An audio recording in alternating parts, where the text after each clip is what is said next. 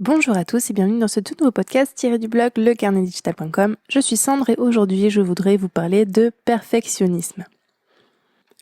La plupart du temps, quand on parle de perfectionnisme, on voit plutôt ça comme une qualité. On se dit que c'est quelqu'un qui ne laisse pas de place au hasard, qui passe beaucoup de temps à faire certaines tâches pour les faire bien jusqu'au bout et ne pas laisser place à l'erreur, par exemple. Mais pour moi, en dessin, être perfectionniste, ce n'est pas particulièrement chercher la perfection. C'est plutôt fuir la peur de l'échec.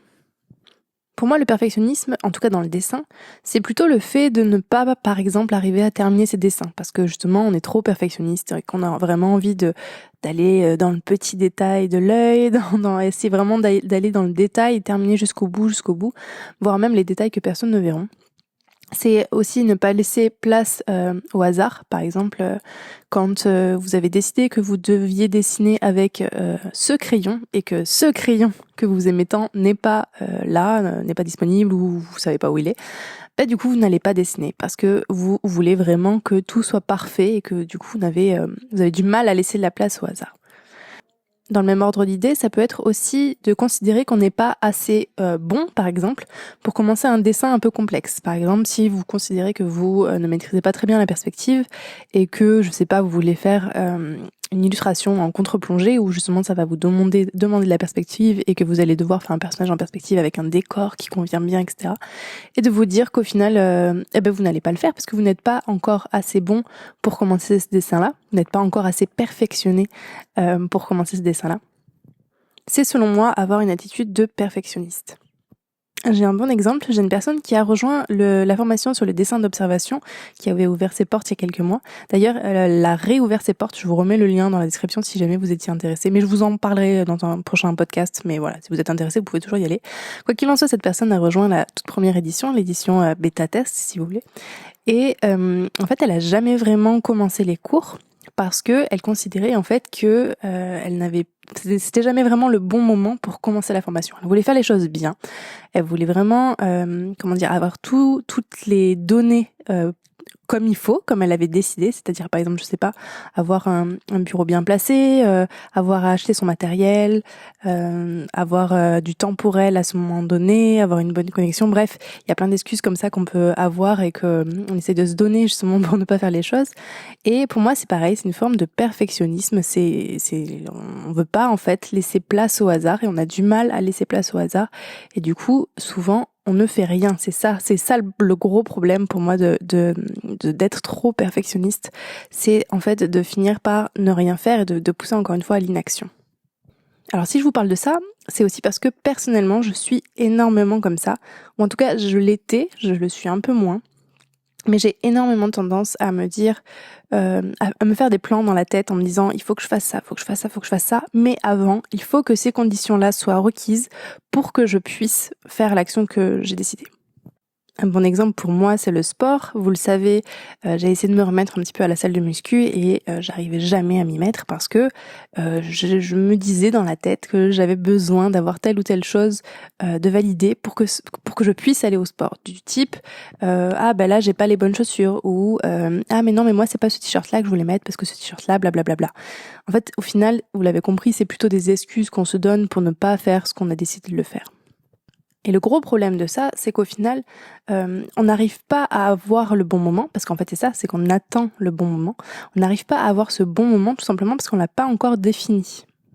Par exemple, si on reprend l'exemple du début, quand je disais que une personne, ça peut vous arriver, c'est quelque chose qui m'est arrivé beaucoup, c'est de me dire non mais je vais pas commencer cette illustration parce qu'elle est un peu complexe et que je ne maîtrise pas tel ou tel domaine, donc je vais attendre de maîtriser d'abord ces domaines-là pour ensuite essayer de faire cette illustration.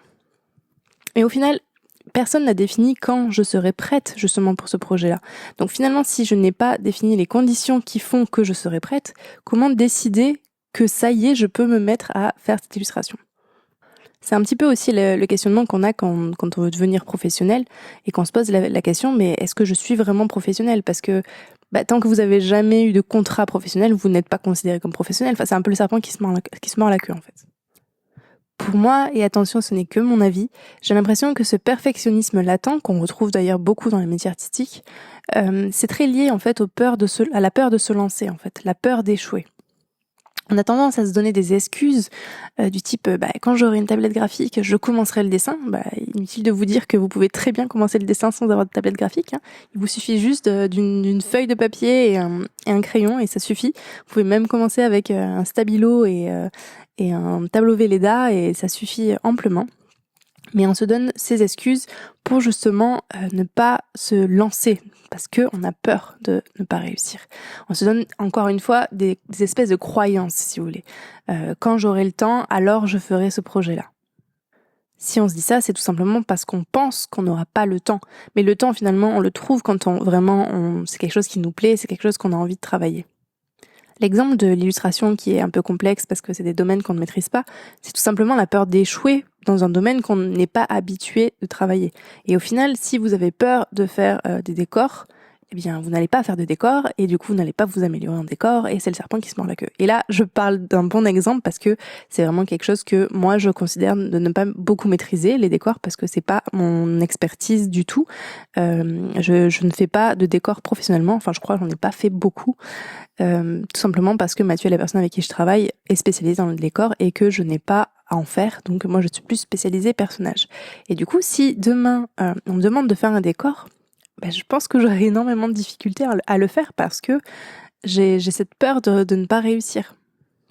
Et je risque de m'attarder sur des petits détails qui ne servent à rien et qui ne vont pas spécialement améliorer mon image, mais qui me donneront l'impression que si je fais tous ces petits détails mis bout à bout, alors mon illustration sera meilleure. Mais au final, c'est pas vraiment ça qui se passe. Ce n'est pas parce que vous rajoutez plein de temps à une illustration que votre illustration est parfaite et réussie. Je pense qu'il faut accepter le fait que quand on commence quelque chose pour la première fois ou qu'on est débutant dans quelque chose, il faut arriver à se tromper, il faut faire des erreurs, il faut tomber pour se relever et reprendre du poil de la bête et reprendre ces domaines-là qu'on ne maîtrise pas pour pouvoir justement les améliorer. Vous êtes obligé d'échouer pour réussir. Je la répète parce que c'est une phrase que j'aime beaucoup, vous êtes obligé d'échouer pour réussir. Alors pour moi, une des solutions qui fonctionne, c'est de me fixer ce que j'appelle un trigger défini. Un trigger, en fait, en programmation notamment, c'est tout simplement une condition, si vous voulez. Si je fais ça, alors il se passe ça. Un bon exemple que j'aime donner, c'est par exemple quand vous appuyez sur espace dans un jeu vidéo, votre personnage va sauter. Le trigger, c'est appuyer sur la touche espace. Et la conséquence, c'est votre personnage saute. Et bien là, c'est pareil, le but, c'est de se fixer un trigger défini du type, par exemple, quand vous avez du mal à vous lever le matin. Imaginons, vous avez beaucoup de mal à vous lever le matin et je pense que vous faites comme tout le monde, vous avez tendance à mettre votre réveil sur snooze, sur reporter le réveil. Je sais plus le terme exact, mais voilà. La meilleure manière de se lever réellement, c'est de se dire, allez, à 7h32, par exemple, je me lève. Et vous le faites. Il faut vraiment s'y tenir parce que la volonté, c'est vraiment un muscle. Si vous vous y tenez, vous devenez plus fort parce que vous vous dites que vous êtes fort, parce que vous avez cette volonté.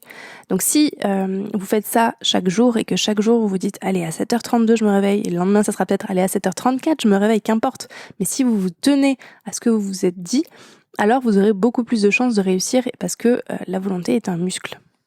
Ce podcast, il est pas là pour dire ah vous êtes perfectionniste, oulala, c'est vraiment nul d'être perfectionniste, même si peut-être que ce titre pourrait le faire penser. Non, ce que je veux juste dire, c'est essayer d'en avoir conscience si c'est quelque chose que vous faites. Posez-vous la question, est-ce que là je me cherche pas des excuses ? Et si oui, pourquoi ? Et justement, je pense que c'est ok d'accepter qu'on a peur d'échouer. Et si le problème c'est juste ça, alors vous avez plus qu'à vous lancer parce que si vous échouez, vous réussirez. En attendant votre réussite, moi je vous dis à la prochaine fois sur lecarnetdigital.com pour un article, une vidéo ou un podcast. Allez, ciao!